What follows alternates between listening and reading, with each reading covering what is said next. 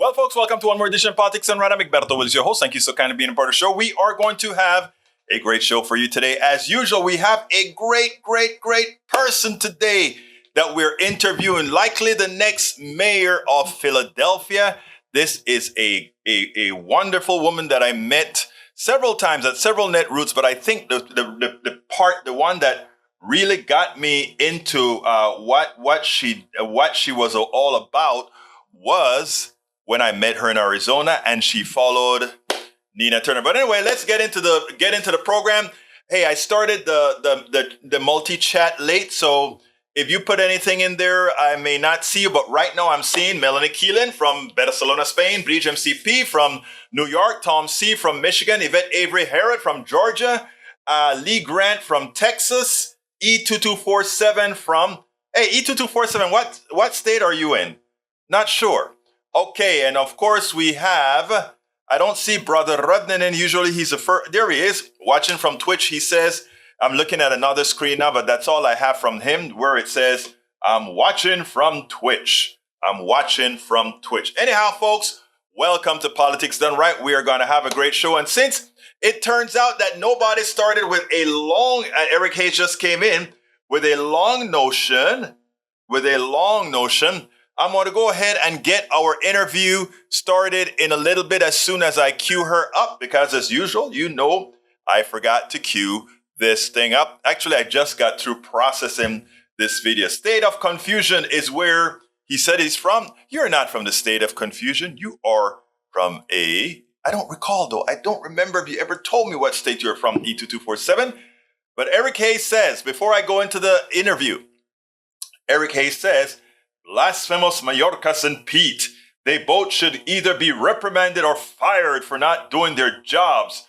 Mayorkas says has his head buried and need to see the reality of his inability to do his job. States like New York and California pleading for federal aid should be a signal. Pete now just gaslighting the train situation, and only reason he does anything is optics of politics and media. You know what? Because you said that, I am going to start not with Helen Gym, which is a Helen Gym, which is who I am talking about. But well, I tell you what, let me go ahead and talk and play that, and then we'll get into what Eric has to say. Let's go with Helen Gym first. All right, we are going to do that right this minute. Welcome to one more edition of Politics Done Right. We are here with a very special person. Helen Gym recently announced her candidacy for mayor of Philadelphia. Ms. Gym makes it clear that she knows that Philadelphia needs a proven fighter who isn't afraid to take on our hardest challenges and deliver on solutions that have been a model for the nation. She says that she is that person. Ms. Gym is fighting for a safer, more prosperous, equitable Philadelphia that works for all. Ms. Gym has been endorsed by First Ward Democrats, Unite Here, and many others, including Philadelphia Federation of Teachers, American Federation of Teachers, Working Families Party, AFSCME, DC 47, Unite Here Locals 274, 634, and 54, Teamsters, BMWED, and so many others. Welcome to the program, Helen. Thank you, Roberto. It's such an honor to be with you again. I've always enjoyed every time we've been together, and just excited to talk to you about how Philadelphia can lead the nation.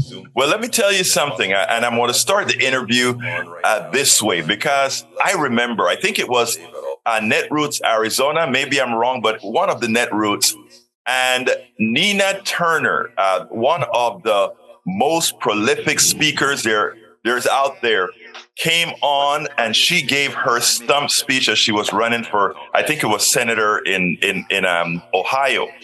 And then I saw this woman coming up, and she was, she seemed a bit quiet, etc. And I said, oh my God, why did they have her follow Nina Turner? Why could they do that? And then you started to speak, and you grabbed that audience, and you knew exactly what to say because you believed everything that you were saying. and you captured the entire Netroots at that point. Tell us a little bit about who Helen Gym is. Well, thank you so much. And I still would not want to follow Nina Turner, but I am a Philly mom. I am a former public school teacher, a longtime community organizer. And a lot of my work in 20 years of community organizing happened before I ever ran for elected office. And because, many of us don't bring political titles or power to the table, we find ways to get to the table in other ways. We built huge coalitions based on really important issues that were mobilizing through the city. That included helping stop a city from spending $1 billion for a publicly funded baseball stadium that would have displaced a large portion of a neighborhood in Philadelphia. That meant fighting for our public schools when they were threatened to being taken over by a for-profit company when my oldest daughter was just about to enter kindergarten. Those things shaped me and made me realize that when so many people in political power looked at really difficult situations, but about essential issues that mattered to people's lives, they often didn't have any of the answers. But when you went out into communities, when you talked to residents who are about to be displaced, renters fighting to hang on to their homes, disabled members of our community struggling to get access to accessible housing, or young people and parents trying to go to a decent school for which they could get their education, I found that there were always answers. There was always clarity. There was always only the prioritization of people's lives over the politics of a given moment that told us no each and every time. So, I spent my life building movements proving that ordinary people with the vision and the power and mobilization that is literally built out of just saving lives, were able to take on the politics of any given moment. And that's how, when I ultimately ran for office, we helped end that state takeover of our public schools from 17 years ago, put nurses and counselors back into every school. I fought to get clean water in every school building, and now I'm on a mission to modernize every single public school inside and out so they can be that promise to every child when they enter that this city has their back. We made sure that housing was primary, that we're going to do development without displacement, but that means that we have to centralize housing.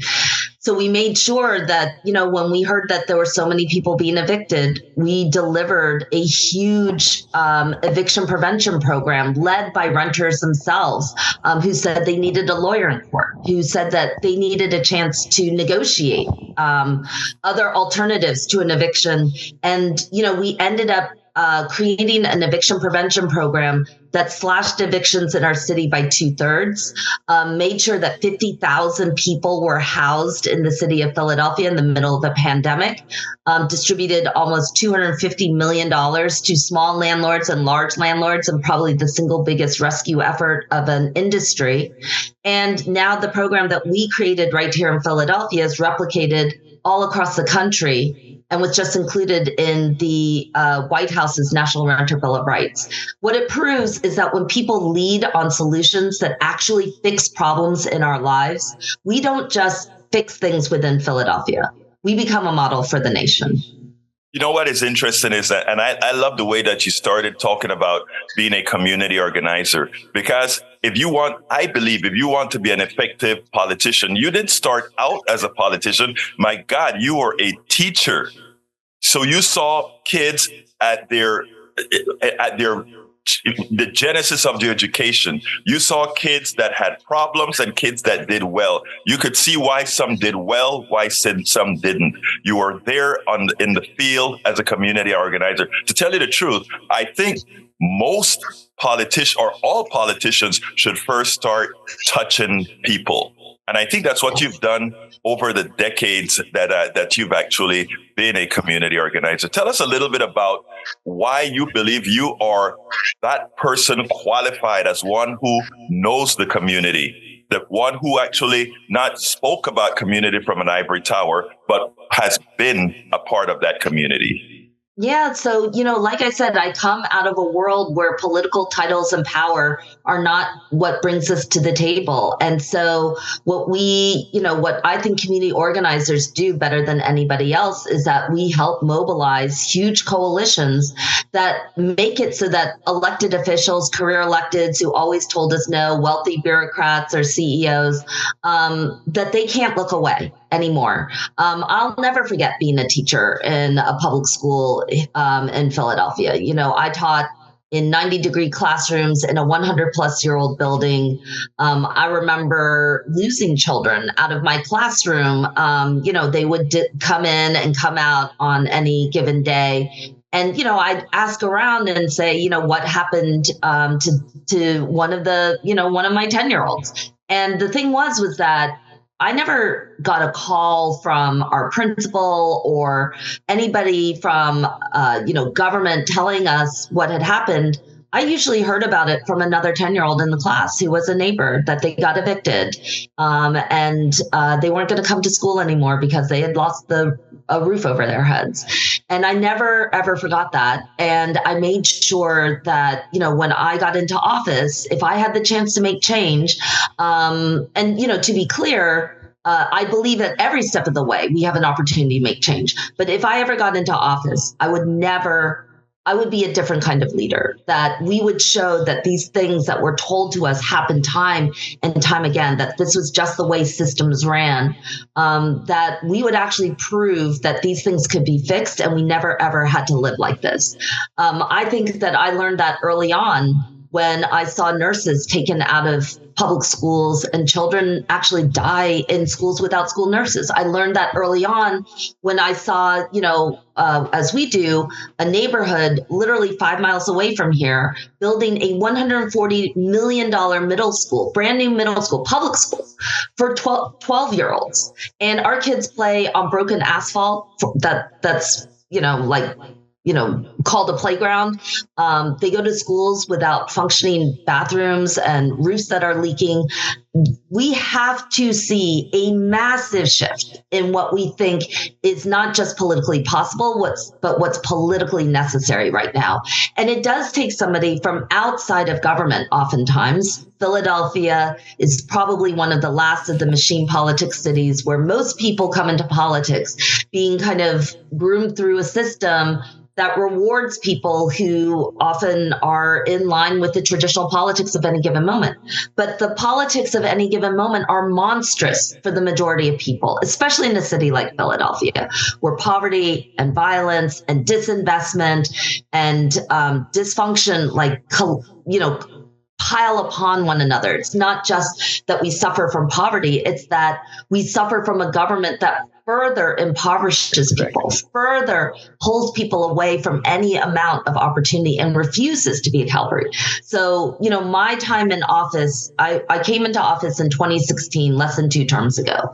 But I wanted to show that as soon as we came in, we could prove that all the things that we talked about, that these systems did not have to perpetuate, and that we had a major role to play in ending evictions, in keeping people housed, in delivering on educational investments that can transform lives. And now we're on a mission to guarantee that a progressive movement can meet the safety demands of this city without rolling the clock back on civil rights, that we can excite economic opportunity without becoming beholden to massive corporations exploiting cities for tax breaks and other things, without really seeing a rise in the economic well-being of the majority of our citizens. And that, in this post-COVID time, that actually we are going to center the health and well-being of every single resident in our city. It's not enough for me to see homicide numbers go down. It's that I need to see life expectancy and life opportunity go up for every single young person, for every single resident, and for every single person who calls Philadelphia home or believes it's a place where opportunity can exist for them.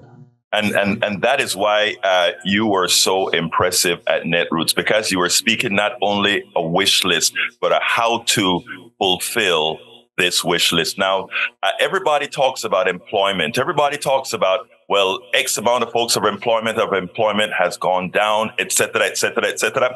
But many people treat employees, hourly employees, as just cogs in a wheel, widgets that they can put here or there. Tell us a little bit about the Fair Work Week, where you tackle that particular issue as well, showing the humanity in work. Yes, absolutely. And now more than ever, it's so important. I mean, there's no surprise that Philadelphia, like most American cities, is built off of a lot of service work. And in Pennsylvania, we have the absolute lowest minimum wage of any surrounding state. We're at the bottom. We're at $7.25 an hour, $2.83 an hour if you're a tipped worker. Welcome to Texas. Wages, yeah. Those wages are poverty wages, and we all know that. And, you see a lot of companies cycle in and out. You have high turnover in the retail, restaurant, hospitality industries, where many of these service jobs are concentrated. They are hourly. They often do not ever make full-time work. They don't often come with benefits. And the one thing that we noticed over and over and over again was that they had chaotic schedules. 70% of people, before our Fair Workweek law kicked in, almost 70% of hourly workers did not know what their day-to-day schedule was. It could change on any given moment, and it could even change hour to hour. You could get called into work and then sent right back home with no compensation for the shifts that were promised to you. You could see people being called in for overtime for hours on end, even though they may have other commitments, including other jobs, care for an elderly or a child, an elderly individual or a child, whether they were juggling, school or other types of obligations. When we see unstable schedules, what we were realizing were that employers were controlling people's time when they weren't at work, not when they were at work, but when they were not. And that we felt was something that as a municipality we could control. Now, to be clear, Elizabeth Warren has had a fair scheduling plan in Congress year after year for many years, and we saw that. And it simply was not moving through Congress. But in a city like ours, we have the power to enact a Fair Workweek schedule at the local level. And so we led with the voices of workers. Initially, people are like, this isn't, the Chamber of Commerce, others were saying, this is an HR issue. You should stay out of it. Nobody wants to get into people's schedules. But once we led with the voices of workers, once we proved that, did a study that showed, that people, the vast majority of people did not even know what their work schedules were, everything changed. Everything changed when you had a college student saying, I'm trying to work a job and pay to go to college, but I can't meet both when my classes or when my job calls me in on hours when I'm supposed to be in class, or when I get shifts canceled and I can't pay my college tuition bill. We heard from moms who said that their daycare schedules relied on jobs that were deeply unstable and where they couldn't even predict the hours that they worked. So our Fair Workweek schedule was a huge win in 2018. We pulled a lot of employers along with us. We tried to say that this is normalized in other cities like Seattle and New York. And made sure that 130,000 plus hourly workers would have the promise at some of our nation's biggest retailers, Target, Walmart, McDonald's, elsewhere, would have a promise and a commitment that they would have 2 weeks advance notice of their schedule, pay if shifts got canceled, a chance to earn additional hours. And, slowly and surely what we are trying to do at the local level is prove that this poverty is not just about hourly wages. Moving Philadelphia from $7.25 an hour to $8 an hour, which is going to be a big boon and will be important. But it needs to be combined with many other things in order for it to be transformative. Poverty, one of the things we learn about poverty is all about time. People who live in poverty lose time more than anything else. And the Fair Workweek schedule was a promise that time would be as valuable and seen as valuable as the amount of dollars that were being done. So we're going to fight on both fronts. But I'm really proud that after we were able to move our Fair Workweek, Chicago advanced, other cities advanced. And this is how we can see actually gains across the country. The biggest cities in the country should lead. That is great. That is the difference between seeing society as society working for business as opposed to there being business surrounded by what makes society better. It's so hard to get that across. So many politicians are there just to say, we'll arrange the cogs to serve business. There's another thing that you are very involved with, and that has to do with mental health. Many don't see that the crime rate, problems at home, problems at school, many of these things all form one unit that comes together to work against many. Now you brought yourself into the mental health, not debate, but action. Tell us a little bit about that. Yeah, I mean, there's no question that the violence that is prevalent all across the country and deeply concentrated here in Philadelphia has had a massive impact. And there are individuals who want to roll the clock back on civil rights, bring us back to dark days of unconstitutional practices that have put cities like mine under Department of Justice consent decrees, or has contributed to mass incarceration and racial profiling that has harmed communities of color, and especially in Black and Brown communities.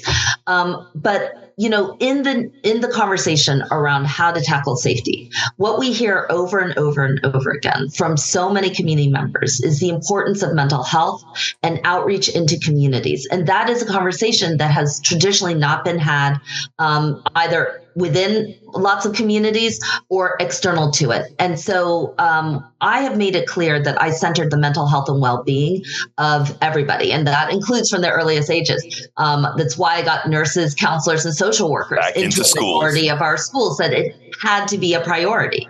But one of the bigger areas that we're zeroed in on is in 2021, we helped pilot in concert with a host of advocates and mental health professionals, the first non-police mobile mental health crisis units. This is meant to be a unit that would take away many of the 911 calls that often go into the police department. They are self-identified as needing mental health responders. So the purpose was to send out a trained mental health respondent plus an EMT out to homes that specifically requested it. And what it meant was that, I feel like when people call 911 for help, they should know that the right kind of help is on the way. And if they're identifying a psychotic episode, an addiction situation, or de-escalation situation, then they need that, and not somebody who is untrained in this field coming in, usually with a lot of aggression, because right. You've got a uniform, you've got a weapon, you're the point is for policing is to calm things down, but that often escalates a situation when you're dealing with mental health. Now, the difference here is that, and we see it not only in mental health experiences, but particularly around domestic violence. So domestic violence is another area where we've just seen escalating problems and very poor responses back from, police officers and others, because this is, again, another area where we need to retrain people, respond to situations. Domestic violence in the home overwhelmingly contributes to violence outside of the home as well. And so, we want all eyes on our mental health responders. But that being said, one of the problems that we're dealing with is that Philadelphia, unlike other cities, is constantly in a pilot mode. So we started in 2021 with just 2 units in a city of 1.5 million people. Right. That's clearly inadequate. It's just clearly inadequate.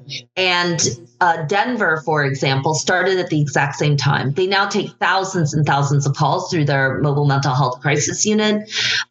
They are professionalizing and expanding, and we are still at a pilot phase. So my job as mayor is to invest in this area, to prove that investments on not only training people to become better at the mental health work not only will draw more people into this field, but it will actually help us respond better and allow police officers to actually respond to the 911 calls that demand their expertise, their training, and their presence.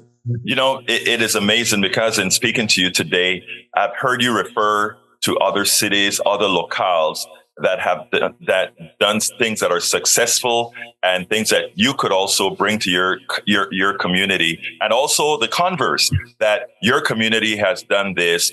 Others others can take Philadelphia's lead on this particular issue to do that.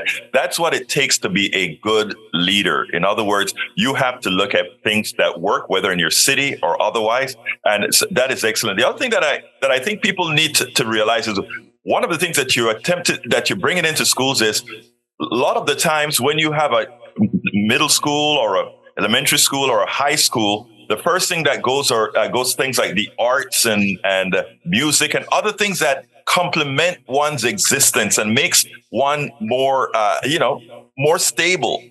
And to the guys who just count numbers, they just throw those things out the door and treat. Yeah, I don't even consider the arts to be complementary. I think they are essential to existence. There you go. I think that when you meet with a lot of young people, especially in a city like Philadelphia, I think, one of the things I talk about is that Philadelphia is a city that is often called the poorest large city in America because almost 1 out of 4 residents lives in poverty. But the more staggering figure is that 37% of our children are actually born into it.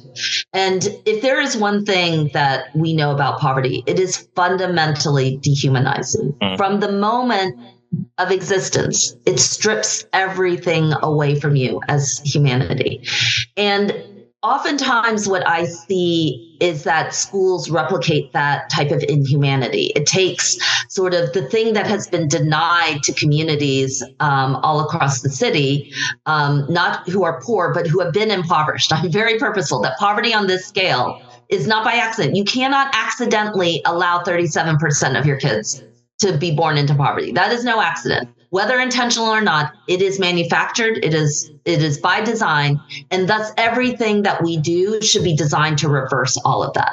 And that is a kind of purposefulness, relentlessness, and determination that needs to go in to actually turn things around. But when I walk into a lot of schools and talk to young people, especially those who end up in our juvenile justice or child welfare system, many of them have felt rejected by a school system that just remediated them, just tried to make them fit into standardized boxes, and never allowed them to become their fullest person. And so their interests right now, the things that make them excited, are about a reaffirmation of their own humanity. And that starts with arts. They are into graphic design. They are into fashion. They are into music. They are into writing and storytelling. They're into narratives, however they may be exercised across, multiple different art forms.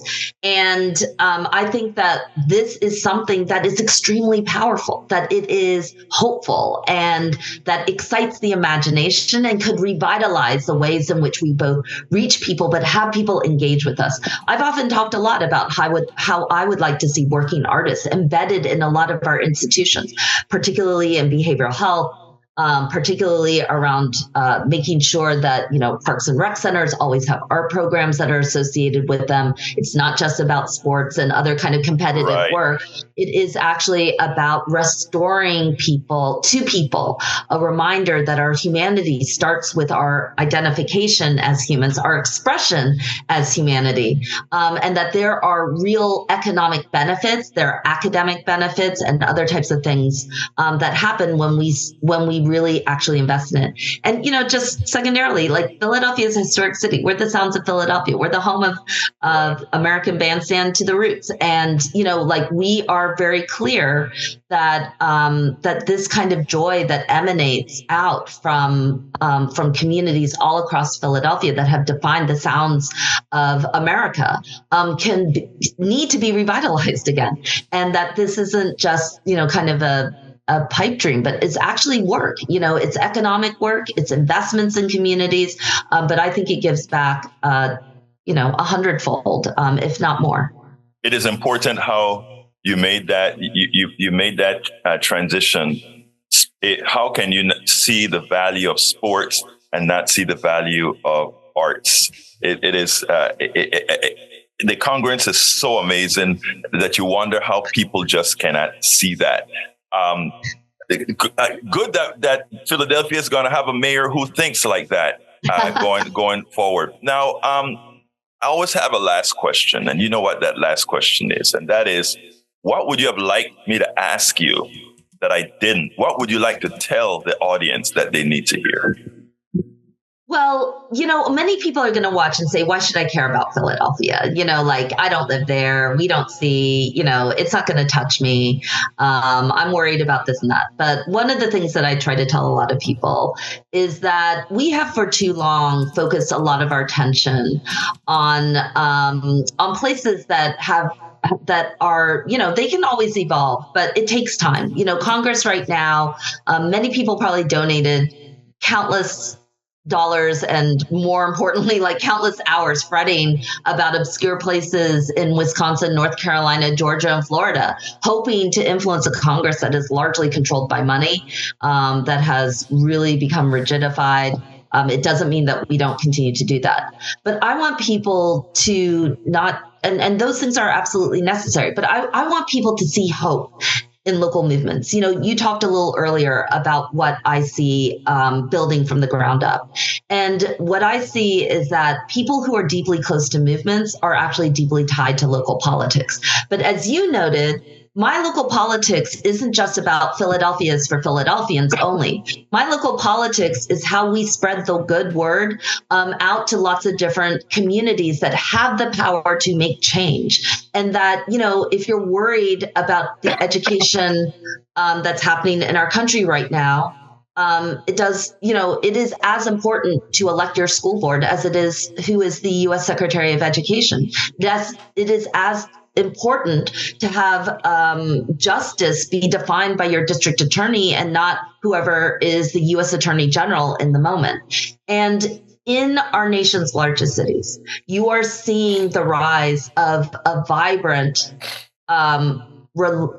highly mobilized, organized community of people who have been advocating and exhorting for change, for a roof to keep over our heads under rising costs, for people who have fought for decent schools in a stratifying economy and world. We are fighting to make sure that jobs are, and people within those jobs are as valued as the corporate entities and the Wall Street, executives making decisions about people's lives. We are proving, in fact, that there is nothing about us without us. And I think that this movement is transforming economies, but they're doing it at the ground level. So why should anyone watching your show care about what's happening in Philadelphia? It's because I hope over the next 81 days, you will see a real people's movement striving to take the helm of one of America's largest cities and prove that these cities, these original cities, I often say Philadelphia is the original city of rebels and revolutionaries, that this city can write a new blueprint for an America that has been too far left behind. And that hope is as much local and in our municipalities, in the work that we do at the local level, as it is anywhere in Congress. This isn't a hierarchy about politics and power. It is about our ability to mobilize change anywhere, everywhere, that we can see it. And that's what we're doing in Philadelphia. I hope folks who are excited can go to our website, www.helengym.com, and just be invested in this campaign, support what's happening in Chicago. Philly's up next, and we're here to transform this country as much as we are to transform our city. Helen Gym, mayoral candidate for Philadelphia, Pennsylvania, a hell of a community organizer, a former teacher, councilwoman in Philadelphia, and much more. Thank you so kindly for having been on Politics Done Right. Philadelphia could do absolutely no better. Thank you so kindly. Thank you, Roberto. All right, folks. I love that woman, Helen Gym. She is a powerhouse. Let me tell you that when she gets in front of a crowd, She knows the material left and right. She knows what she's talking about.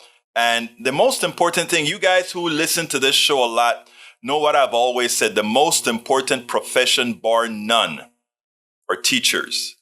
Teachers are the most important profession.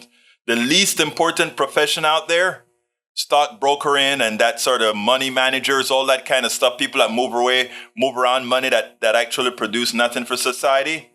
The absolutely horrendous portion about it, right? But anyhow, let's get busy. I saw a thing that touched me, but I can't remember. So what I'm going to do is I'm going to go up there. What time is it? I got some time. Let me go up close to the top and start answering questions or start looking to see what you guys were talking about. Para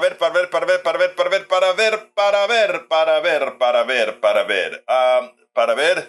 I hope your guest address is happening in Philly.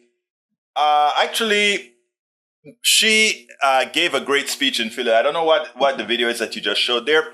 Fast from bitterness, feast on forgiveness, fast from self-concern, feast on compassion, fast from suspicion, feast on truth, fast from gossips, feast on purposeful silence. E2247 always has good words. I love those words, and it's evidently British MCP loves it too. Michael Rodnan says, "Oh, expect that name be intentionally mispronounced repeatedly. Her name is Gim, not Jim. It is Helen Gym." Again, whoever owns their name owns how they want their name to be said.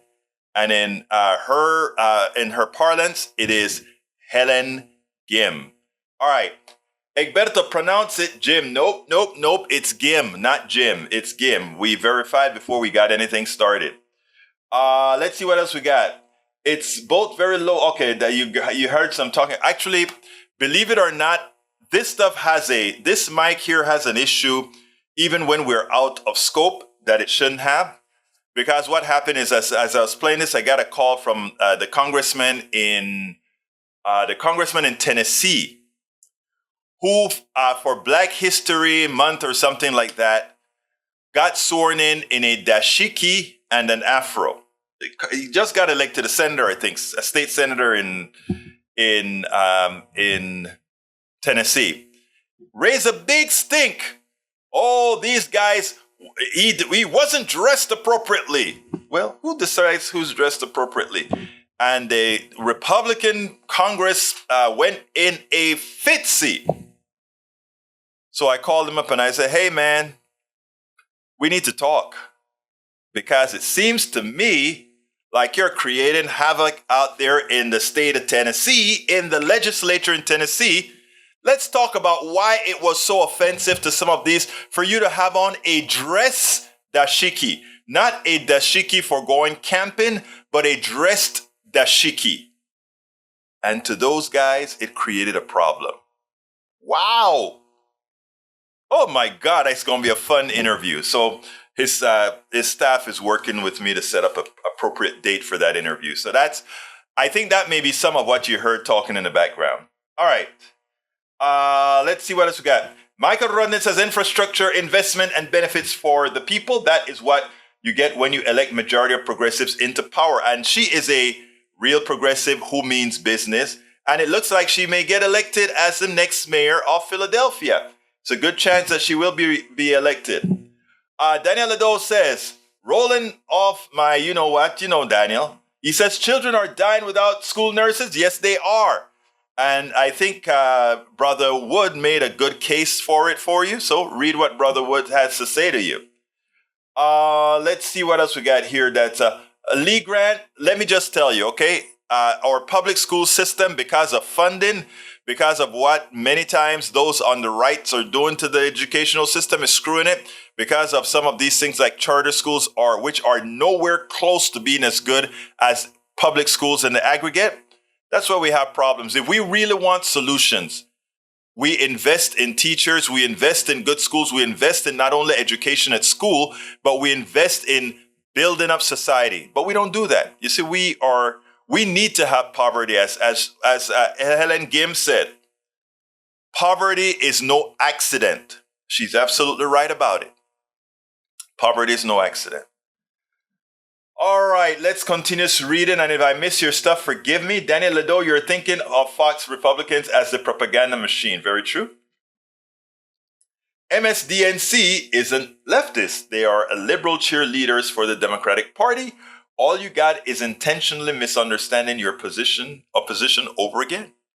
That's what they do. Rudnan, that's what they do. What can I say?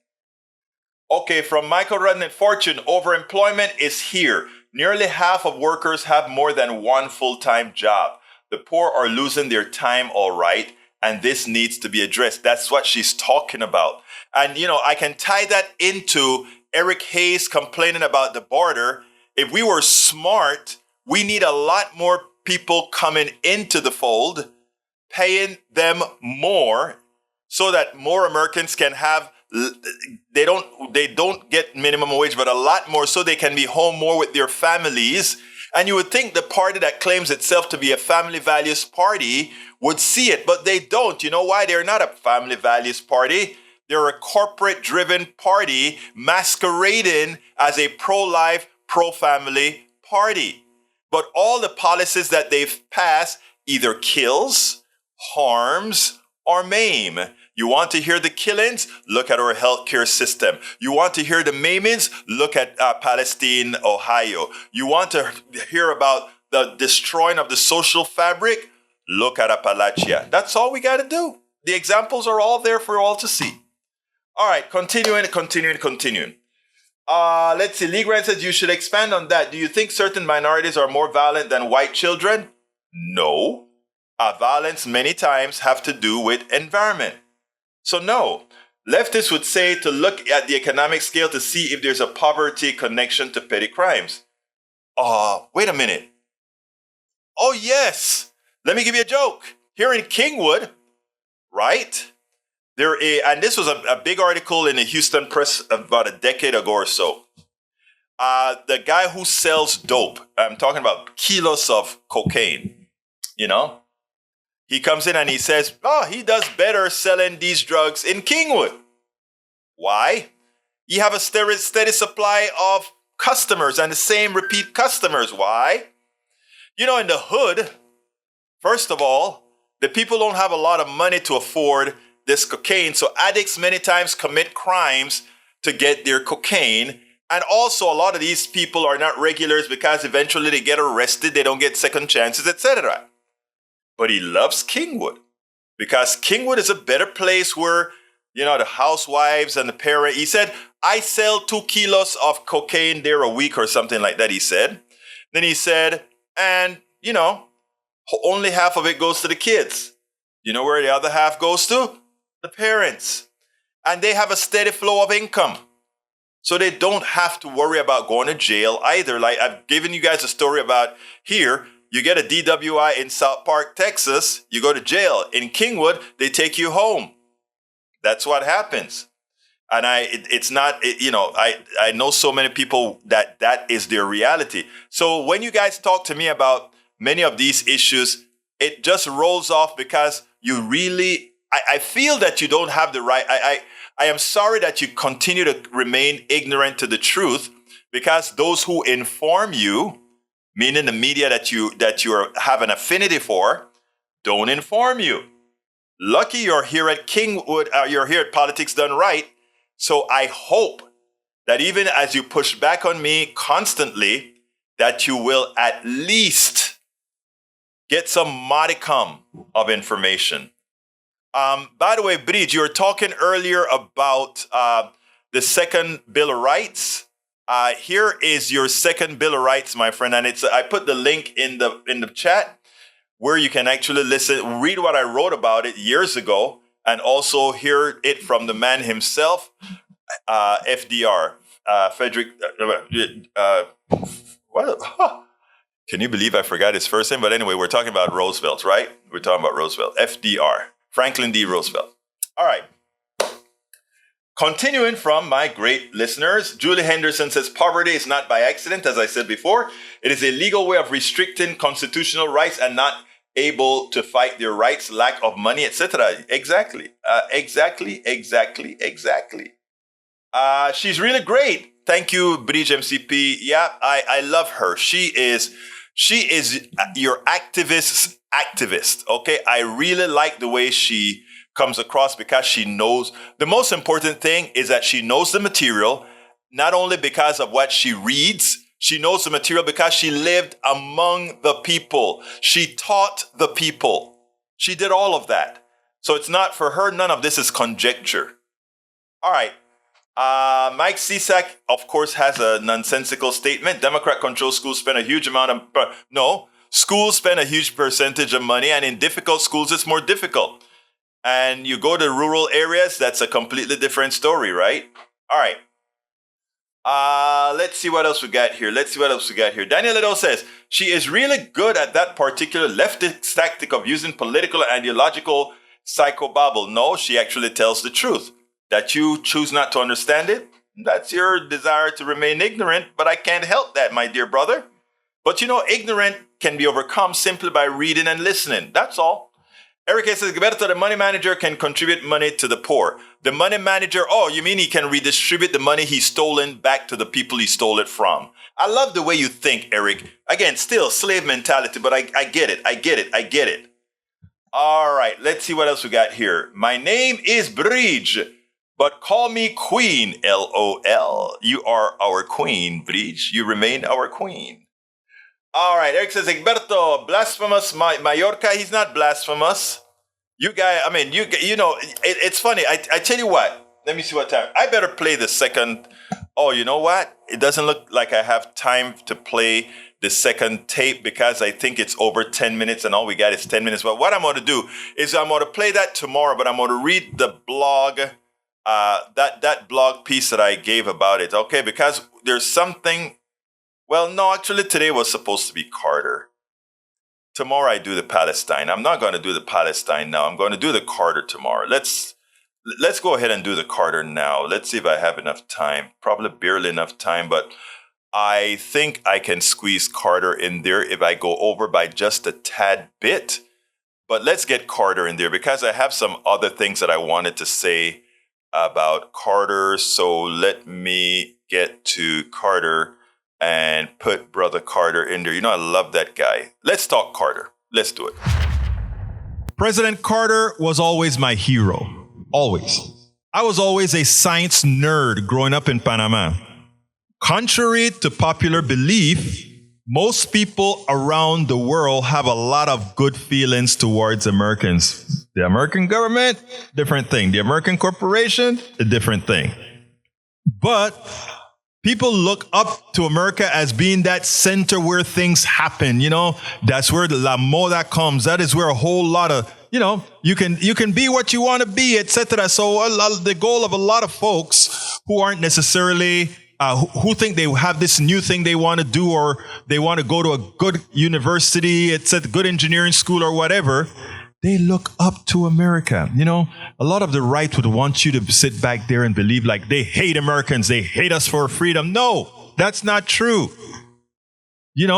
And those of us that come over here and we choose to live over here, we also want this country that we learned about back wherever we are, whether it's Pakistan, Panama, Costa Rica, wherever it is.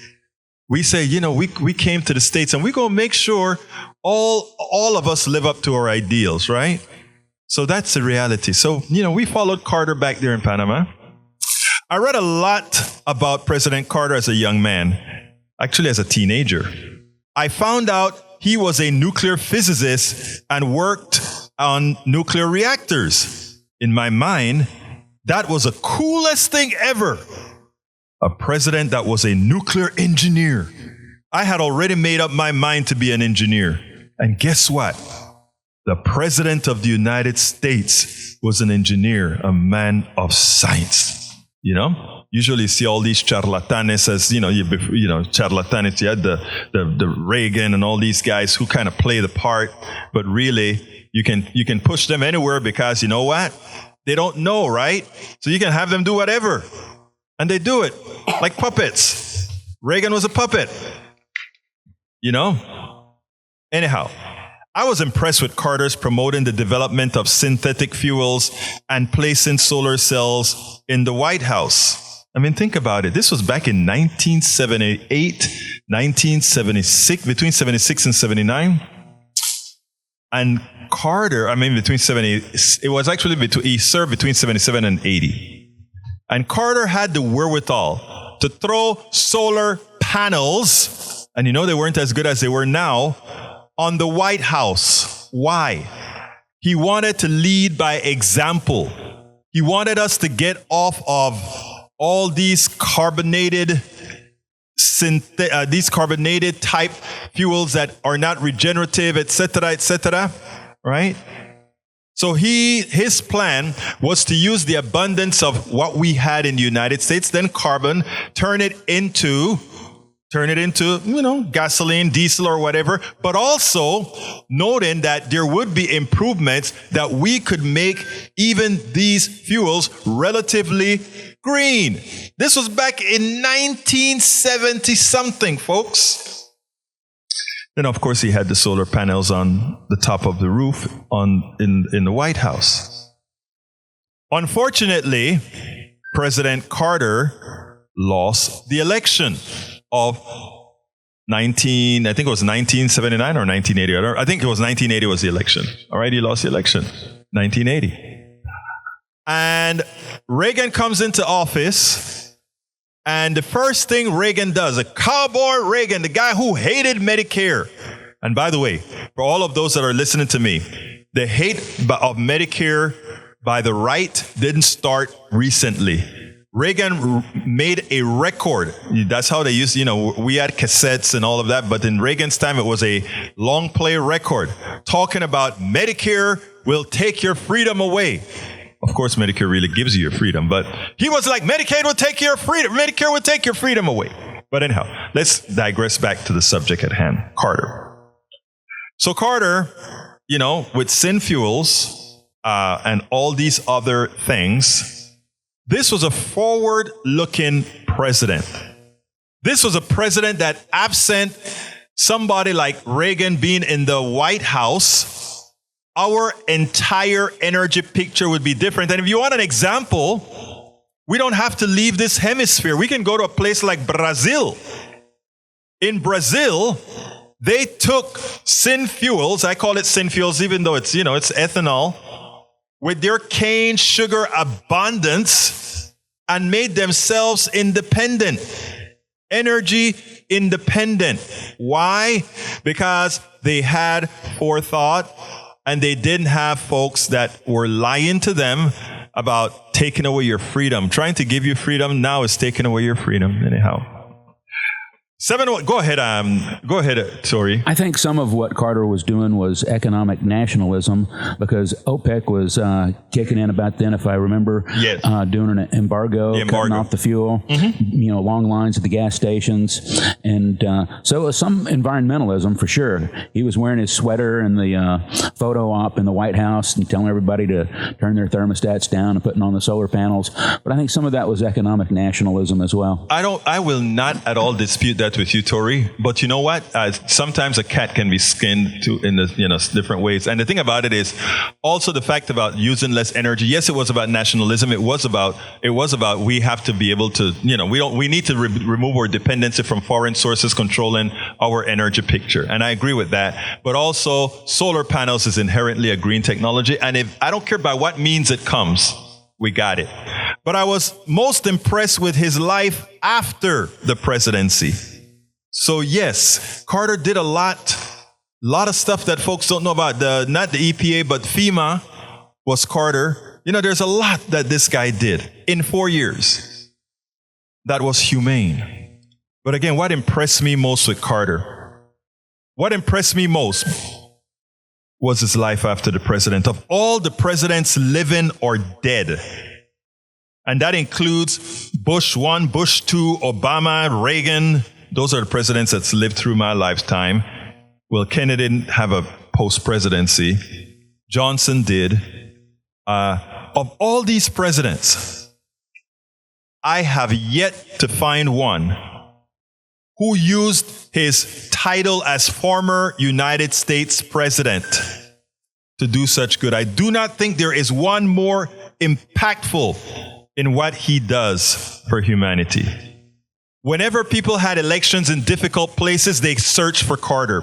Whenever people had problems with guerrillas or whatever, they searched for Carter. Carter could speak to the folks that we refer to as guerrillas, or he would speak to the folks we refer to as Democrats. He could speak to everybody because he had inherent to his soul that person, that good person, that good person.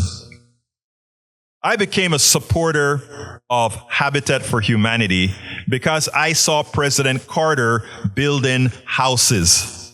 An ex-president was hanging with the commoners, building homes with his bare hands and a hammer. As I learned more about this man, a selfless soul who did not forget where he came from as he helped millions, I wanted to follow in that path. We should all want to follow in that path. You know, if you take a look at, if you go to Fox News, they make a caricature out of President Carter. And he never answers. He just goes out there and do good and do good and do good. It shows you don't have to join the noise about you. You just go out there and you do good and you do good. President Carter. President Carter. President Jimmy Carter is in hospice at his home right now. The man who seemed indestructible from illness may be on his last leg. But at 98, a servant to society, all I can say is misión cumplida. Mission accomplished.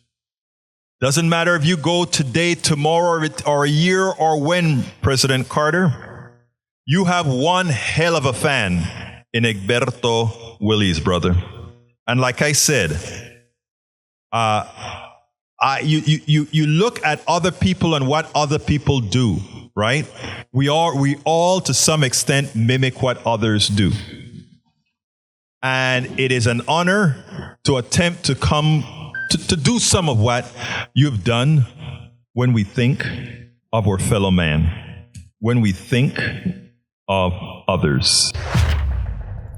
We absolutely so, folks. Absolutely so. President Carter, a good person, a good soul, a good man. And for all those who caricature him, remember, what they're caricaturing is that which they likely will never be. Folks, I got to get out of here. It's way past my time. Let me just put things on the screen real quickly for what folks have asked for about the educational system. That is how much is spent from Bridge MCP. That is how much is spent per pupil. Check it out so you can see which states think a little bit about their kids, don't care too much about their kids. And of course, Radnen went out there and discovered and found the guy that I'm going to be interviewing, as you see him on the screen right now, who wore that dress dashiki to actually sworn in. It's a dress dashiki, his culture. But it's a problem. Oh, it's a problem. But anyhow, folks, I ask you so kindly to support the show. I only have time to put one on the screen. So please go ahead and support us at politicsdoneright.com/support. politicsdoneright.com/support. All the links for the different forms of supporting us can be found there. We cannot do this without you. We cannot give you all this real information. We cannot do the enlightening to cover up all the lies that you hear on the right and all the squibbly information you hear elsewhere. I thank you so kindly for continuing to watch. Please remember to continue to share. I couldn't do it without you. My name is Egberto Willies. This is Politics Done Right, And you guys know how I end this baby. I am what? Out. We spend a lot of time deconstructing the news, trying to parse it into a form that everybody can understand. We try to find those little nitpicks where it flies above the fray, etc. If you really like these videos that we do, I want to ask a big favor. Please go ahead. Number 1, subscribe to our channel. And number 2, please join if you can. Thank you so kindly for watching. Keep watching. Please remember to share. We must populate the entire internet with our progressive message, a message that we know is what most Americans say that they want. So help us, please join.